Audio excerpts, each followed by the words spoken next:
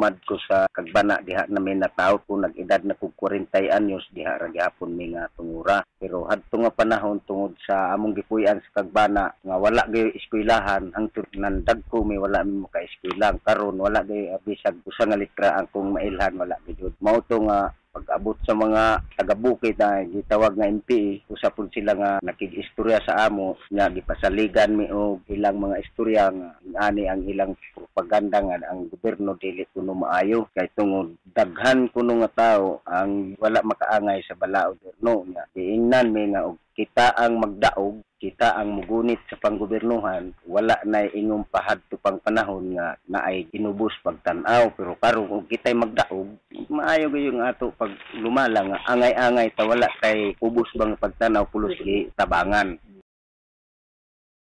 Ako pud nga isaysay karon kaning pagkasugod sa una nga na ilad ni sa ika sa panggobernuhan tungod kay wala man gayud ni grado matud pa nila nga maayo lagi ang ilang pagdumala sa mga tao. Sukad sa among pagkadugay na nga dito sa ila maraman og dili maayo wa gayud mi nagpadayon nya ako kibali nakaapil naman ko sa ila didto kay asawa man ko niya nang akong trabaho dito sa bukid padad-an ra kog suwat aron magpangumpra sa para sa konsumo nya dili sab ko maghatod sa ila ngadto kay sila ang ako pakuhaon sa akong balay kay naamang ko'y gamay nga bata bisan pa ko'y gamay nga bata dili ko mo ngadto sa ila kay dili na maayo magpangumpra ra ko og mga pagkaon para sa ila kuhaon ra nila diha.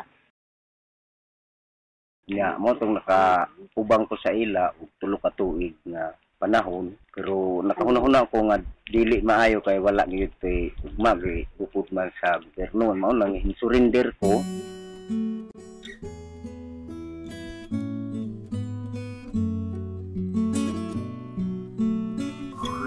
Guns for Peace program. Ito yung programa ng Armed Forces of the Philippines para mahikayat yung mga armadong membro ng New People's Army na bumaba nila yung kanilang armas at para mabigyan natin sila ng kulang pera para maumpisahan nila yung mamuhay ng matiwasay sa kanilang pagbabalik. So this is to encourage rebels to do down, bring their firearms.